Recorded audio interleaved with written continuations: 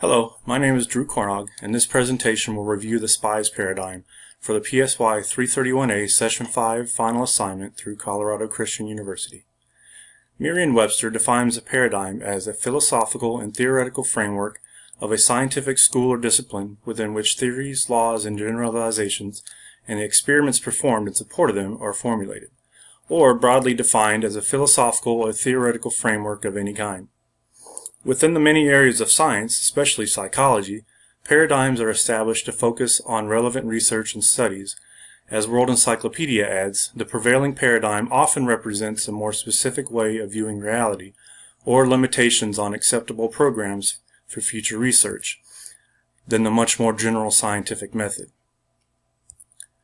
Entwistle describes J.D. Carter and S.B. Narramore's models used to understand the relations between religion and psychology as 4 secular models and 4 sacred models. These models represent the manner in which each group interacts through opposition, similarity, integration, and supplementation. The Spies Paradigm, related to the relationship between psychology and religion, or Christianity, is an intermediate model of disciplinary relationships reframed by Entwistle based on J.D. Carter's models, in order to conceptualize through procedures the relationship between psychology and religion in general, or psychology and Christianity in particular. The basis of the Spies Paradigm centers on one's interest in discovering only the benefits of religion on psychology rather than the commitment to a specific doctrinal teaching of religion. Those who represent the Spies Paradigm possess the desire to explore and utilize any obtainable method to improve human well-being. This paradigm also disengages one from adhering to any religious system, and, as Entwistle adds, to employ procedures of severing what they see as useful or beneficial aspects of religion from the beliefs or practices that they see as incidental to mental health.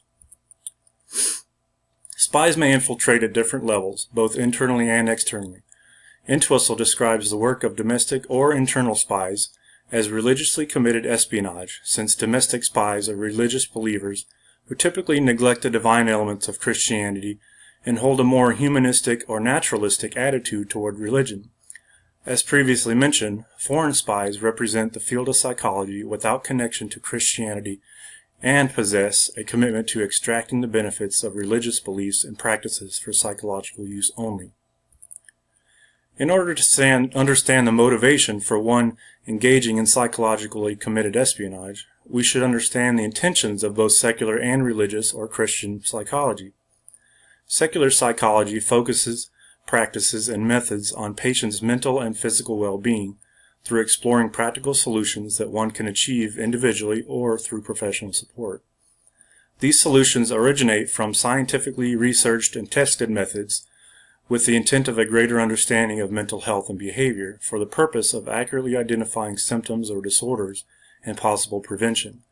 The secular field of psychology seeks to improve a patient's mental health through scientific, not spiritual means. Christian psychology follows the charge given by Jesus to help the helpless in Matthew 10, verse 8, heal the sick, raise the dead, cleanse those who have leprosy, and drive out demons. Freely you have received, freely give. Yet this charge is accomplished through an organized system of educated believers. The motivation of Christian psychology is to offer practical and spiritual solutions through sharing God's love and hope to those in need. The application of these solutions come from godly wisdom and direction through prayer and devotion to God, as well as accepted methods provided through secular psychology. Christian psychology seeks to improve an individual's mental health through spiritual and scientific means.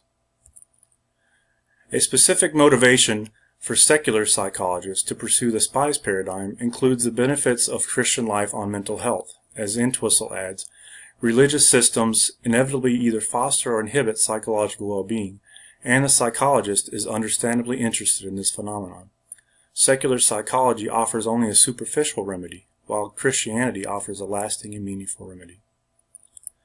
The motivations for Christian psychologists to adopt the Spies Paradigm include the amount of research into the effectiveness and accuracy of the methods and concepts of secular psychology, as well as the limited research evidence of the practices of Christian psychology. Since secular psychology centers on the effectiveness of scientific research, its methods are more widely accepted and utilized. However, the effectiveness of Christian psychology lacks the adequate scientific research.